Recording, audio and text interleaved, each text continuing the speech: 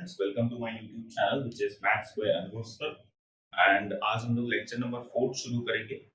And lecture number 4 में मैं class 9 के टॉपिक कंटिन्यू करने वाला हूं। Although topic is important for the students of class 10th as well. तो जो टॉपिक हम आज कंसीडर करने वाले हैं, लेने वाले हैं, वो कौन है? Factor theorem. जैसा कि मैंने आपको प्रीवियस लेक्चर में बताया भी हुआ था कि रिमाइंडर थ्योरम के ही एक्सटेंशन को अपन क्या बोलेंगे? फैक्टर थ्योरम बोलेंगे। तो रिमाइंडर थ्योरम जो हमने कल प्रीवियस क्लास में किया हुआ था, उसी का एक्सटेंशन है अल्टीमेटली फैक्टर थ्योरम। तो एक्सटेंशन इसका मतलब क्या हो गया कि शुरुआत तो रिमाइंडर थ्योरम से ही होगी, लेकिन फिर कुछ चीजें एडिशनल एक्स्ट्रा ऐड हो जाएंगी जो फैक्टर थ्योरम को अकम्प्लिश करेंगे, फैक्टर थ्योरम को कंप्लीट करेंगे। तो क्या एक्स्ट्रा ऐड होने वाला है उसके बारे में डिस्कशन करते हैं।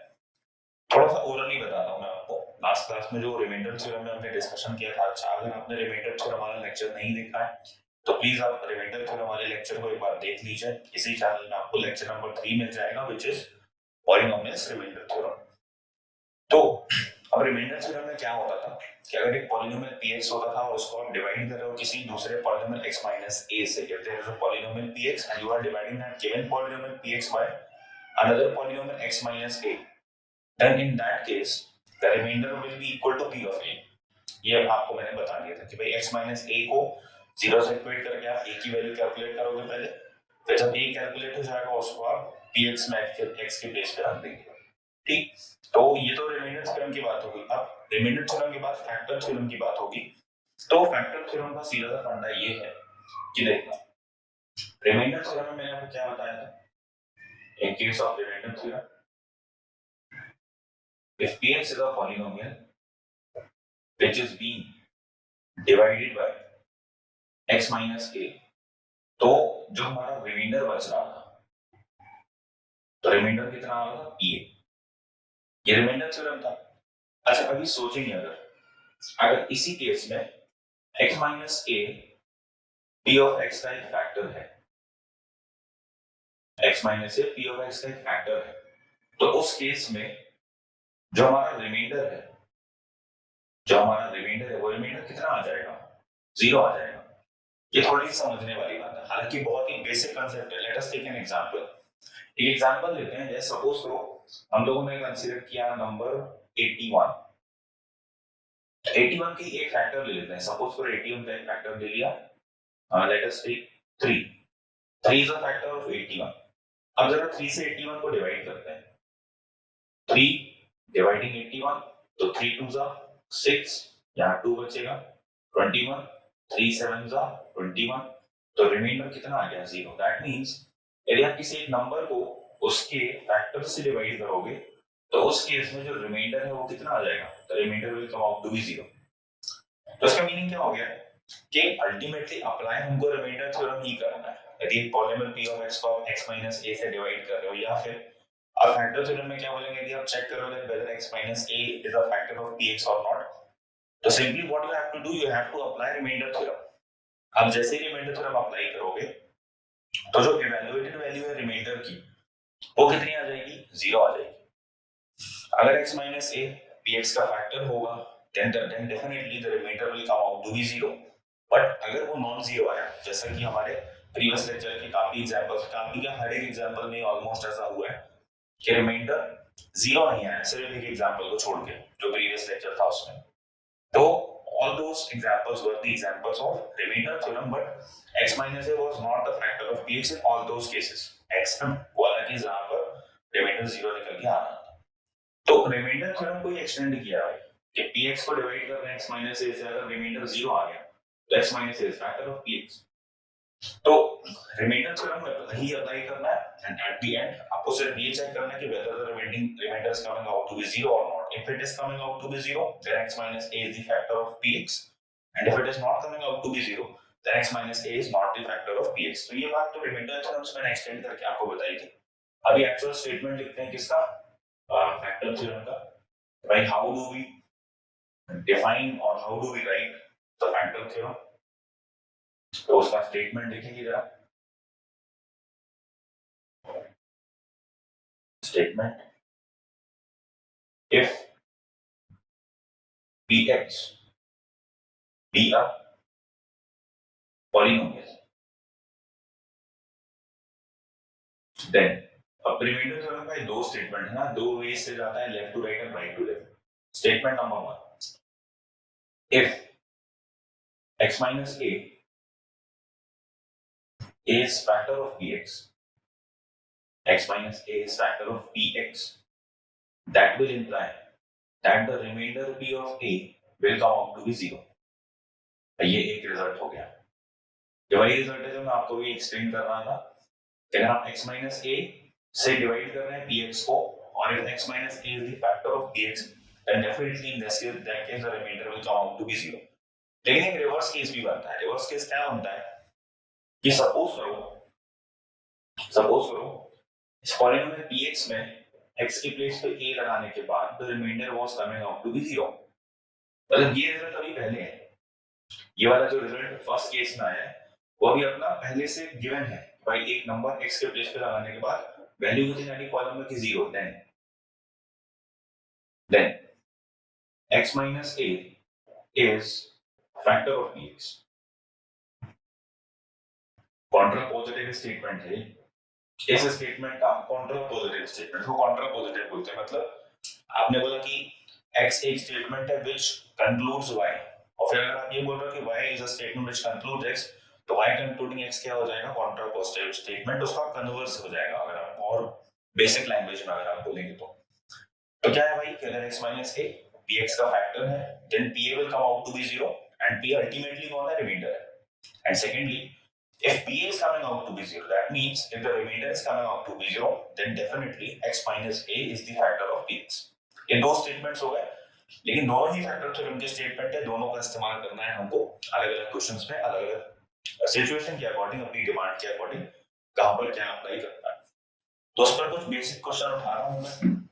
Let us start. एक क्वेश्चन लेते हैं. शो दैट, इनफैक्ट दो क्वेश्चन लेते हैं. शो दैट, इसी के दो पार्ट्स बना लेता हूं.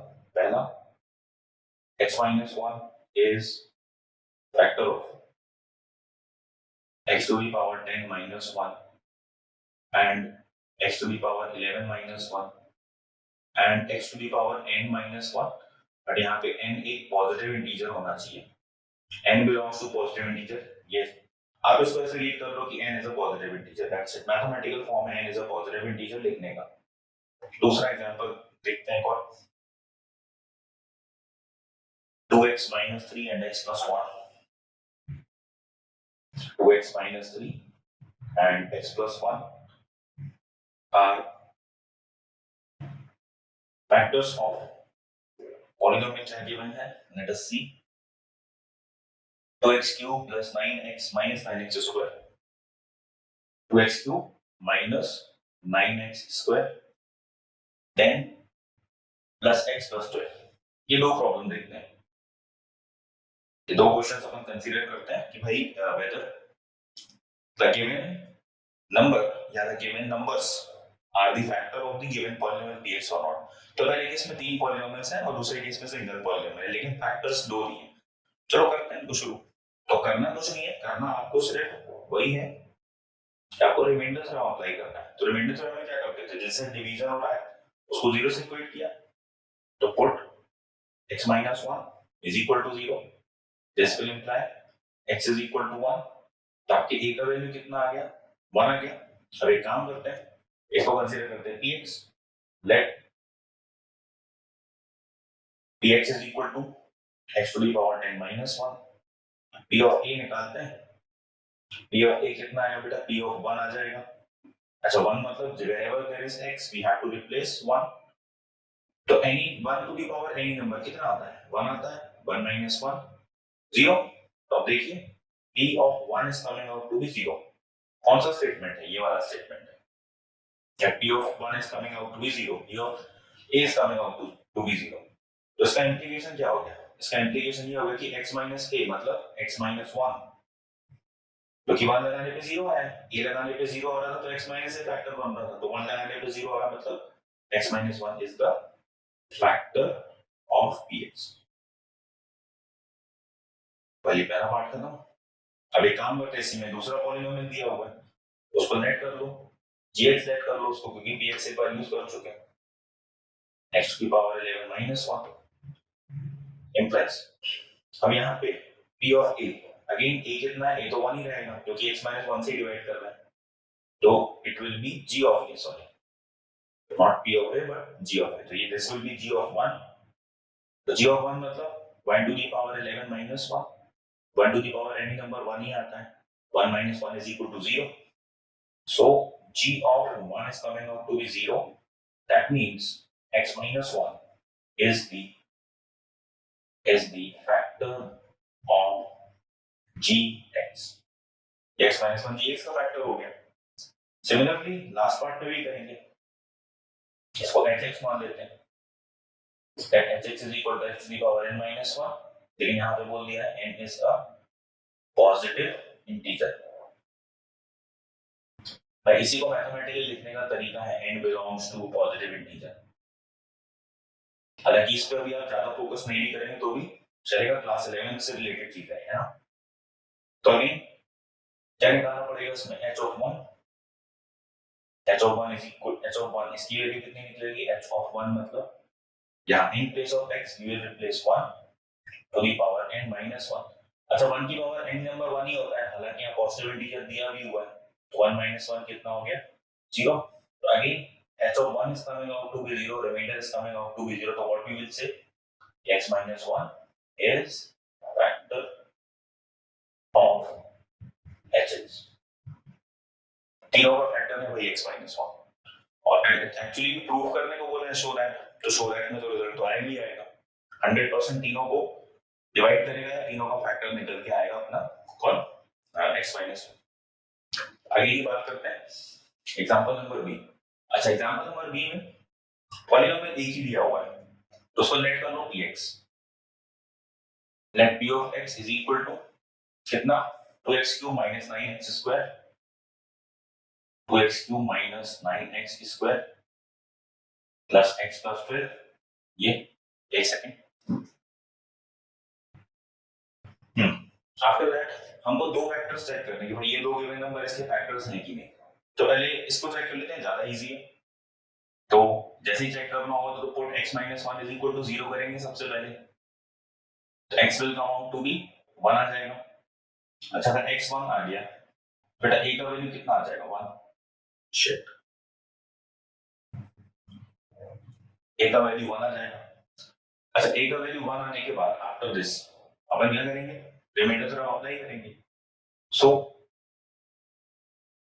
Put x is equal to 1 in px, तो यहां निकलेगा p of 1, p of 1 मतलब wherever there is variable आप क्या लगा दोगे, 1 लगा दोगे, 2 into 1 cube 9 into 1 square plus 1 plus 12, यहाँ 2 बचेगा, यहाँ 9 बचेगा, यहाँ 1 बचेगा, यहाँ 12, 1 का क्यूब 1 ही होता है, 2 1 जा 2, 1 का स्क्वायर 1 ही होता है, 9 1 जा 9, बाकी की टर्म्स तो कॉपी किए।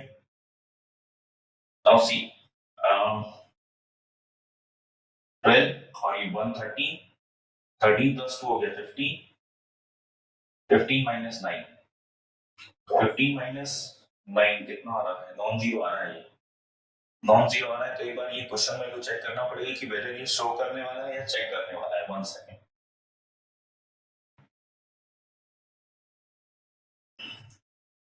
बेटा ये क्वेश्चन चेक करने वाला है, पार्ट नंबर बी, ठीक है, पार्ट नंबर बी एक्चुअली में क्वेश्चन चेक करने वाले हैं, check whether these two are factors of this polynomial or not, ठीक है, यहाँ पर चेक करना पड़ेगा, प्रूव करने वाला क्वेश्चन नहीं है part number B, check whether 2x minus 3 and x minus 1 are factors of px or not। तो मेथड तो वही रहेगा, सिर्फ हमको रिमाइंडर कैलकुलेट करना है, तो रिमाइंडर कैलकुलेट करते हैं, देखते हैं कितना आ रहा है, 15 minus 9, 15 minus 9 will come out to be 6, this is non zero। देखो px को जब x minus 1 से डिवाइड कर रहे थे तो रिमाइंडर थ्योरम अप्लाई करके रिमाइंडर निकाला, जो रिमाइंडर है वो नॉन जीरो आ गया है। अच्छा अगर रिमाइंडर 0 के बराबर आता तो फैक्टर हो जाता, जैसे यहाँ पे हुआ है इन तीनों केसेस में, पर यहाँ पे नॉन जीरो आया है, तो what we will say that x minus 1 is not the factor of px, ठीक है, ये क्वेश्चन का फर्स्ट पार्ट कंप्लीट हो गया। अब इससे सेकंड पार्ट करते हैं। नाउ डिवीजन इससे करना है, put 2x minus 3 is equal to 0. This will imply 2x is equal to 3. This will imply x is equal to 3 by 2. तो जैसे x is equal to 3 by 2 आया, इसको कहां पुट किए? a की वैल्यू होगी, इसको कहां पुट कर देंगे? पॉलिनोमियल में. सो reminder that will be p of 3 by 2. 2 into x square, that means 3 by 2. x square b cube है, cube minus 9 into 3 by 2 whole square plus 3 by 2 plus 12. This is equal to 3 cube कितना हो जाएगा? 27. 2 का cube हो जाएगा 8 minus 9. 3 square कितना हो गया? 9 हो गया. 2 का स्क्वायर हो जाएगा 4 प्लस 3 by 2 प्लस 1. अब 2 1 जा 2 4 जा, ये कितना आ रहा है? 27 by 4 माइनस 9 9 जा 81 upon 4 प्लस यहाँ पे भी 3 by 2 और यहाँ पर कितना? 12. तो एलसीएम लेना पड़ेगा, तो एलसीएम लेंगे तो एलसीएम कितना आ जाएगा? 4 आ जाएगा. 27 remains as it is, 81 remains as it is. 4 divided by 2 2 हो गया, 2 3 जा 6. 4 divided by 1 4 हो गया, 12 4 जा 48.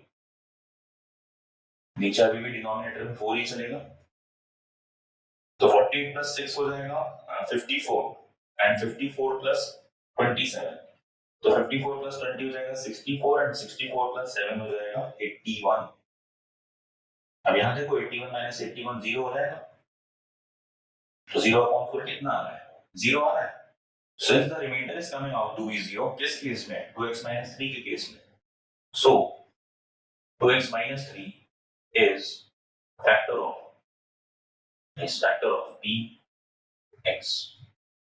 ये फैक्टर थ्योरम के दो बेसिक प्रिमिटिव प्रॉब्लम्स हैं, जिससे आप ये फिगर आउट कर पा रहे हो इजीली कि फैक्टर थ्योरम अप्लाई कैसे करना है. फैक्टर थ्योरम अप्लाई करने का तरीका, क्राइटेरिया क्या है कि पहले गिवन फैक्टर को या गिवन टर्म को जो कि लीनियर है उसको 0 से इक्वेट करना है. 0 से इक्वेट करने के बाद a कैलकुलेट करेंगे हर एक केस में, और फिर उस a को पॉलिनोमियल गिवन पॉलिनोमियल में रिप्लेस कर दोगे इन प्लेस ऑफ x. फिर चेक करोगे whether the answer is coming out to be 0 or not. If the answer is coming out to be 0, then the given number is the factor of px, otherwise not. तो ये हो गया अपना type 1 problem, जहां पर आप check कर रहे हो कि whether the given factor is या the given polynomial is the factor of a given polynomial or not. Anyways, आगे चलते हैं. अब ये टाइप 1 प्रॉब्लम हो गया, टाइप 2 प्रॉब्लम शुरू करना है अपने को. टाइप 2 प्रॉब्लम में क्या करेंगे देखते हैं. थ्योरम का स्टेटमेंट लिखा रहने दे रहा हूं मैं, इसको चेंज नहीं करना है.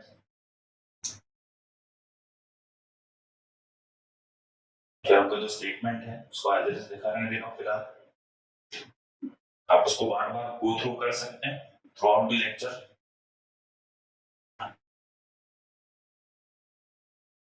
चलो आगे चलते हैं टाइप नंबर 2 में.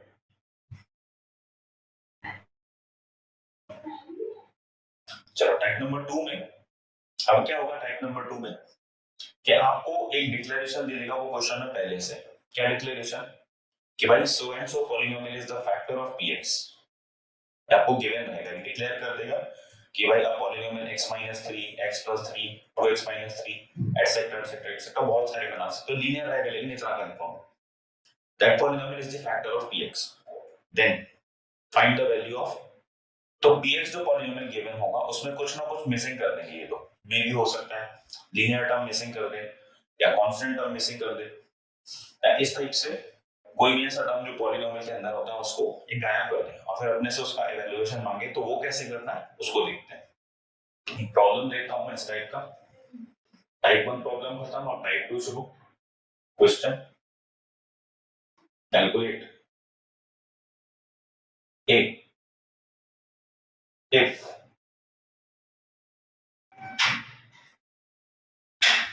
x + 3 x plus 3 is factor of x plus 3 is factor of 3x square plus 3x plus 6. एक प्रॉब्लम ये हो गया क्वेश्चन नंबर 1. एक और प्रॉब्लम देखते हैं इसी टाइप का. अच्छा, यहाँ के जगह पर ए ले लेते हैं. ठीक है, एक और problem question number 2. Calculate a if x plus a is factor of. Calculate a if x plus a is factor of. इसमें दो केसेस दिए हैं भाई, देखो case number 1 and case number 2. Case number 1 में गिवन है x cube plus ax square, x cube plus ax square minus 2x plus a plus 4. Part number B, x to the power 4 minus a square x square minus a square x square plus 3x minus a. तो जैसा कि मैंने आपको बताया था problem number 2 या type number 2 के लिए ये डिक्लेरेशन आपको मिलेगी कि भाई this is the factor of bx या this is the factor of these two polynomials. दो डिफरेंट केसेस हालांकि ये केस नंबर 1 केस नंबर 2. फिर जो मेन पॉलिनोमियल होगा, जो प्राइम पॉलिनोमियल होगा, जैसे कि ये हो गया, ये हो गया और ये हो गया, इसमें कुछ ना कुछ मिसिंग रहेगा. मिसिंग है यहाँ देखो a, इसकी वैल्यू फाइंड आउट करना है. यहाँ पे भी a, इसकी वैल्यू फाइंड आउट करना है. यहाँ पे भी a, इसकी वैल्यू फाइंड आउट करना है. तो ये टाइप 2 प्रॉब्लम का थीम है कि गिवन क्या है और निकालना क्या है. आप करेंगे कैसे? बड़ा सिंपल सा काम है इसको करना. फैक्टर थ्योरम का ये एप्लीकेशन है. देखो सॉल्यूशन नंबर 1. शुरुआत तो वहीं से होगी जिससे डिवीजन हो रहा है, जिसको फैक्टर बता रहा है या पूछ रहा है उसको 0 से इक्वेट कर दोगे. तो x plus 3 is equal to 0. x is equal to कितना आ गया? -3. तो उस हिसाब से a की वैल्यू कितनी आ गई?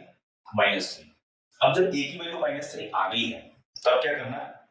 तो पहली बात आप देखना ध्यान से, x plus 3 को फैक्टर बोल दिया है इसका. if x plus 3 is factor of this polynomial then definitely the remainder will come out to be 0. अगर आप इसको डिवाइड करोगे इससे, भाई फैक्टर बोला तो फैक्टर का मीनिंग क्या है? जैसे मैंने आपको बताया था अभी 81 के एग्जांपल से, 81 को आप 3 से डिवाइड करो तो रिमाइंडर 0 आ रहा है. 3 is the factor of 81. So x plus 3 is factor of this polynomial and definitely the remainder will come out to be 0. अच्छा, रिमाइंडर कैसे आएगा? a की वैल्यू यहां पुट कर देंगे. अल्टीमेटली अगर x माइनस फैक्टर है तो रिमाइंडर इज इक्वल टू 0. तो वही अप्लाई कर रहे हैं यहाँ पे. लिखेंगे यहाँ पर clearly x plus 3 is factor of px. So this will imply that p of -3, which is the remainder ultimately, that will come out to be 0. Factor से डिवीजन करेंगे तो रिमाइंडर कितना आ जाएगा? 0. अच्छा, रिमाइंडर कैसे निकलेगा? इसमें जहां जहां बेटा x गिवन है वहां क्या लगा देंगे? 3 लगा देंगे. 3 into -3 square plus a into -2 plus 6 is equal to 0. 3 square कितना हो गया? 9. यहाँ 3 as it is plus a into -3 तो कितना हो जाएगा? -3a plus 6 is equal to 0. तो 9 3s are 27 plus 6 minus 3a is equal to 0. 27 plus 6 कितना आ जाएगा? This will come out to be 33. 33 is equal to -3a, right? It will become 3a. तो a will come out to be 33 divided by 3. 3 नीचे चला जाएगा. तो a will come out to be 11. a का value आ गया. Factor theorem का application या type number 2 type 2 problem. अभी क्वेश्चन नंबर 2 में करना है. Question number 2 solution number 1. x plus a is a factor of. तो पहली बात तो x plus a को डिक्लेयर किया factor. x plus a is equal to 0. x is equal to -a. तो यहाँ पर भाई हमारा जो a का वैल्यू वो लिख नहीं रहा हूं मैं, क्योंकि a is equal to -a लिखना बहुत गलत हो जाएगा, इसलिए ये नहीं लिख रहा हूं. बट आपको ध्यान रखना कि भाई -a लगाने पर अपने को रिमाइंडर निकालने वाला है इन प्लेस ऑफ. ये लगा दिया. इसको px कंसीडर कर लो. नाउ p of x कितना? This is x cube plus ax square minus 2x plus a plus 4। तो माइनस के लगा देंगे इसके प्लेस पर। अच्छा, उसके पहले डिक्लेरेशन और देनी पड़ेगी, x plus a is factor of px, x plus a is factor of px, that means कि भाई जो रिमाइंडर है that is p of minus है, क्योंकि x के प्लेस पे माइनस a लगाना पड़ेगा अपने को, that will come out to be 0 by factor of 0। ऐसा स्टेटमेंट की हेल्प से कि भाई एक सर्टेन नंबर अगर फैक्टर है तो रिमाइंडर आएगा 0, एक certain number x plus a का फैक्टर है तो remainder which is p of minus है by remainder theorem that will come out to be 0।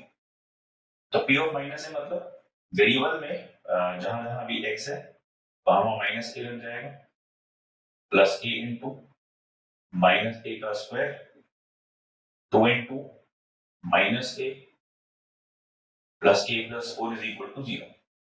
भाई माइनस a का क्यूब कितना आएगा यहाँ आपने देख लो, minus a cube is equal to minus a into minus a into minus a। तो a into a into a कितना हो गया, a क्यूब हो गया, minus minus plus plus minus minus, तो ये आ रहा है minus a cube plus minus a square is coming out to be a square, negative negative is positive, 2a plus a plus 4 is equal to 0, minus a cube plus a cube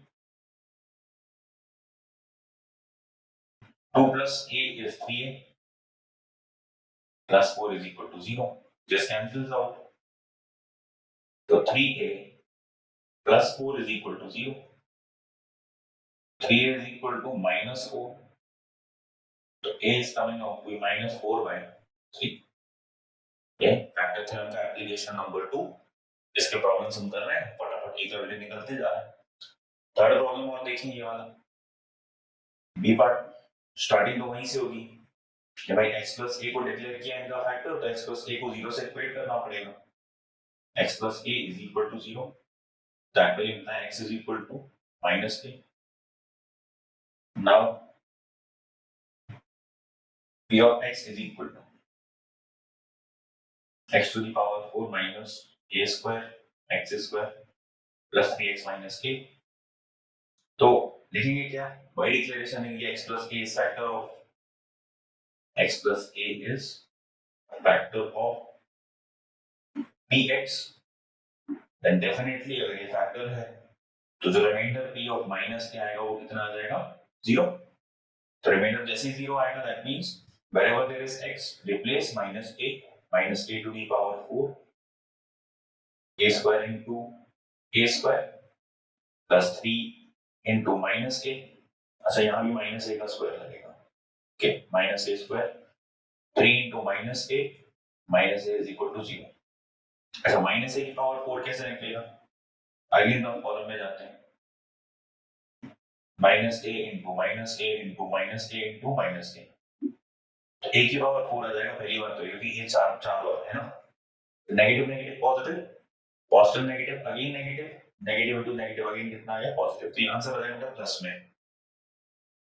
और मैंने शायद आपको बताया भी हुआ है कि किसी भी नेगेटिव नंबर की पावर अगर 2 हो एंड इनफैक्ट उसको अगर एक्सटेंड कर दे वो इवन हो अगर, तो हमेशा आंसर किस में आ जाएगा, प्लस में, माइनस में यहाँ से गायब हो जाएगा। तो minus a to the power 4 का आंसर अल्टीमेटली कितना आता है, a टू दी पावर 4।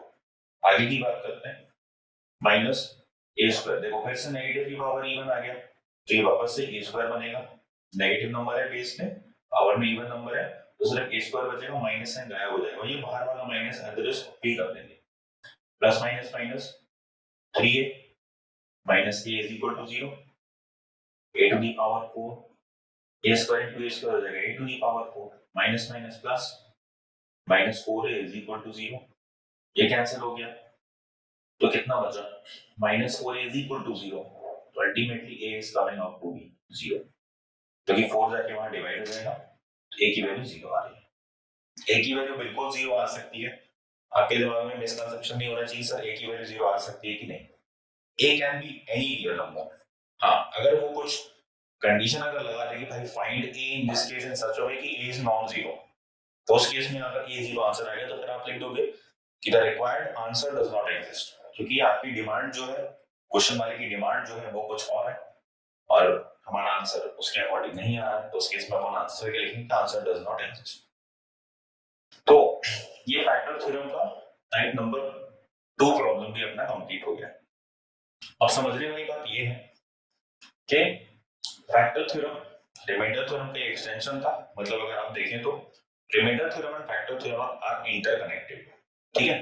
तो एक अपने आप में कंप्लीटली वास्ट टॉपिक हो जाता है remainder theorem and factor theorem, क्योंकि अभी फैक्टर थ्योरम कंप्लीट नहीं हुआ है, पूरे तरीके से खत्म नहीं हुआ है। इसका मैंने आपको basic problem, type 1 problem and type 2 problem करा दिया है। अब अपने को शुरू करना है एक बहुत ही डिफिकल्ट पार्ट जो प्राइमरी स्टेजेस पे डिफिकल्ट लगेगा, बाकी फिर आपको इजी लगने लगेगा, फैक्टराइजेशन ऑफ पॉलिनोमियल्स।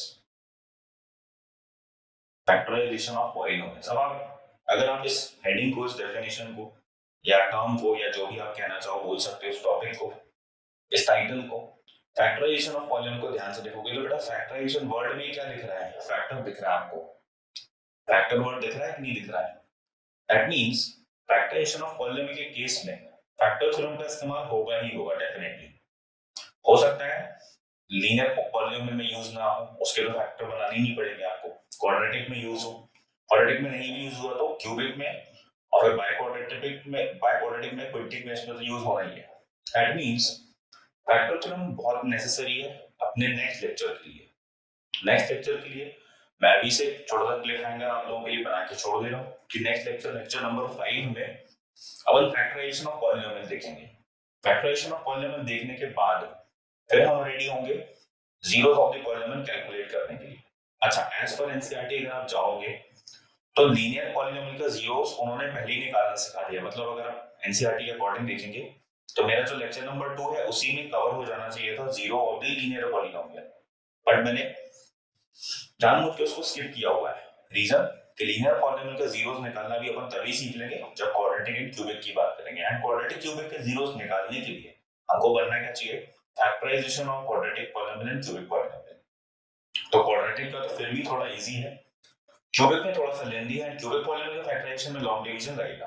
तो दैट मींस अभी कमिंग जो 1-2 लेक्चर्स है उसमें 1-2 या मेरी 3 भी हो सकते हैं depending on the number of questions we are doing. Factorisation of polynomial थोड़ा सा लंबा चलेगा, थोड़ा सा लथार्जिक मतलब थकाने वाला है, थोड़ा सा हेक्टिक हो जाएगा, थोड़ा सा इसमें एफर्ट्स ज्यादा डालने पड़ेंगे, क्वेश्चंस ज्यादा लगाने पड़ेंगे। तो अब नेक्स्ट लेक्चर में बात करेंगे अपन किसकी, फैक्टराइजेशन ऑफ पॉलिनोमियल्स की। तब तक के लिए आप इन लेक्चर्स को देख के रिवीजन कीजिए, रिवाइज कीजिए, प्रॉपर्ली नोट्स मेंटेन कीजिए, नोटबुक में अच्छे तरीके से नोट्स बनाइए, and we'll see you soon. See ya. Take care. Bye.